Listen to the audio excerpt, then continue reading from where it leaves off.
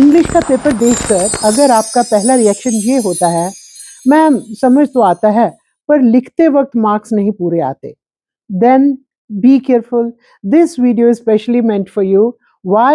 I'm going to share a few pointers with you so that you could get good marks in your exam.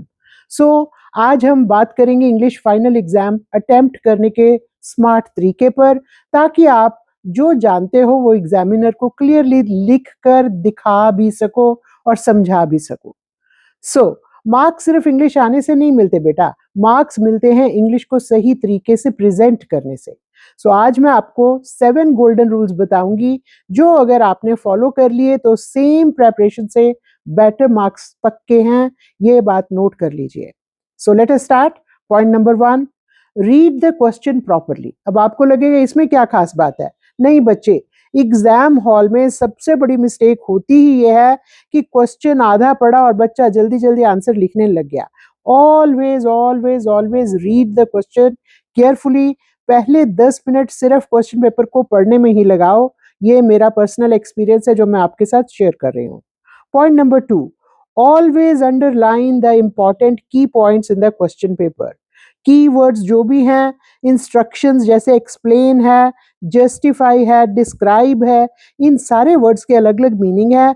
अगर question कहता है in your own words तो इसका भी अलग meaning है। Text book की लैंग्वेज कॉपी पेस्ट मत कीजिए, प्लीज अपने इंस्ट्रक्शंस को फॉलो करके उसके अकॉर्डिंगली आंसर्स लिखिए।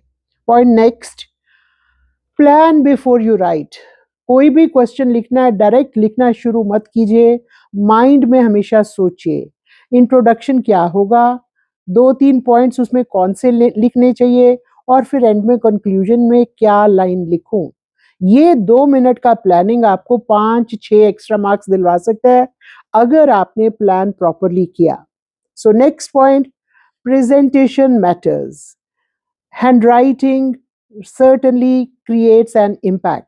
एग्जामिनर भी बच्चे इंसान है, याद रखिए, एग्जामिनर पहले प्रेजेंटेशन देखता है फिर कंटेंट पढ़ने में टाइम लगाता है। So write in clean paragraphs, leave proper spacing, important words को अंडरलाइन करिए एग्जाम के बाद पेपर पे भी, अपनी आंसर शीट पे भी, और ओवर कटिंग या नो अननेसेसरी ओवर राइटिंग, ये सारी चीज़ों को अवॉइड कीजिए।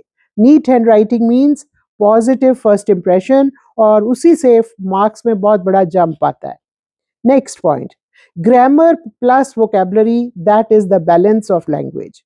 सो बहुत हैवी वर्ड्स यूज करना जरूरी नहीं, जिसकी आपको मीनिंग क्लियर नहीं, वो तो बिल्कुल भी नहीं यूज कीजिए।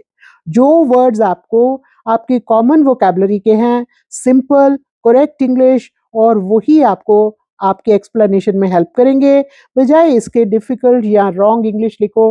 माय सजेशन इज हमेशा सिंपल वोकैबुलरी यूज कीजिए, और ग्रामर को नज़र में रखते हुए टेंसेस, सब्जेक्ट वर्ब एग्रीमेंट, यहाँ तक कि आपके आर्टिकल्स ए एंड द, ये भी मार्क्स को इम्पैक्ट करते हैं। Next point, time management. Smart attempt strategy सबसे ज़्यादा यही है।